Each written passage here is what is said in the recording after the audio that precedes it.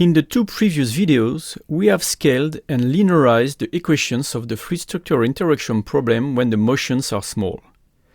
We have identified different terms in the fluid force exerted on a solid that we will now analyze. Let's first take a look at the schematic view of the system and focus on the fluid force that was obtained by projecting the fluid stress on the deformation mode of the structure. We separated the force into two contributions, at order 0 and at order 1. In this video, we will focus on the boxed terms where something remarkable appears. They depend only on the hydrostatic pressure field P0, the position of the fluid-solid interface in the reference state d omega naught, and the displacement mode phi. P0 is given by the conservation of momentum equation at order 0, whose solution is simply P equals Z on Fd squared plus a constant. Let's start with the first term in blue, which is the fluid force at order 0, and see what it becomes in the context of a vertical solid motion, that is for phi equals Ez.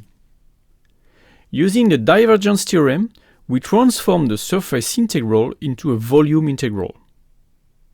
As a reminder, the pressure gradient involved in the first term is Ez over Fd squared. Finally, for this particular case, the force is equal to the integral of a unity over the solid domain divided by Fd squared. The integral gives the dimensionless volume of the solid.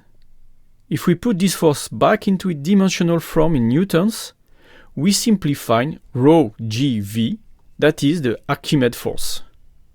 The force in blue corresponds to a generalization of this hydrostatic force to any deformation for any pressure field P0. Let's now look at the other terms of the fluid force. They are terms of order 1 in epsilon. First of all, we must notice that the modal displacement Q' appears as a factor.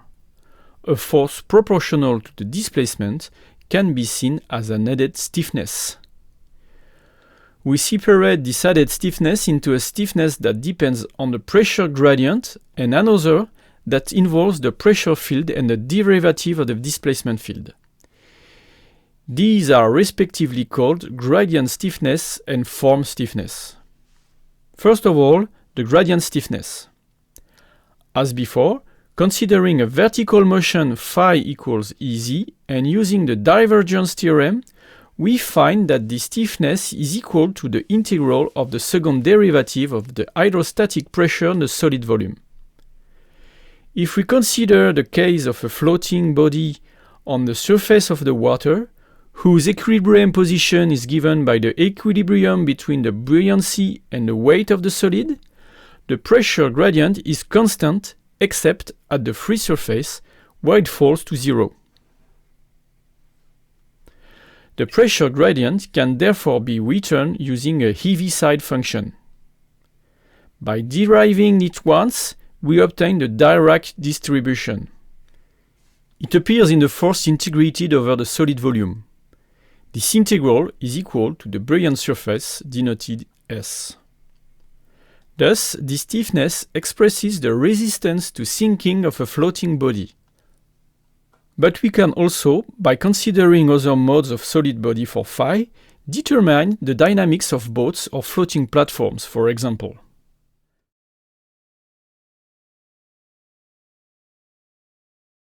And finally, the form stiffness. This stiffness acts essentially as a resistance to the change in the volume of the solid. There is indeed a divergence of the modal displacement which directly translates a local volume variation. Let us calculate the stiffness force for three different cases.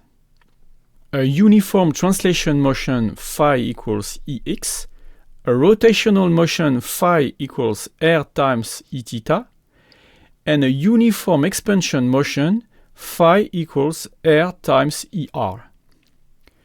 Calculation of the modal stiffness in each of these three cases show that the modal stiffness is 0 for a solid body motion. On the other hand, as it appears in the third case, the pressure P0 will oppose an expansion of the solid. In conclusion, we have worked in this video on some terms of the fluid force which is found as a factor of the mass ratio in the oscillator equation that describes the dynamics of the structure.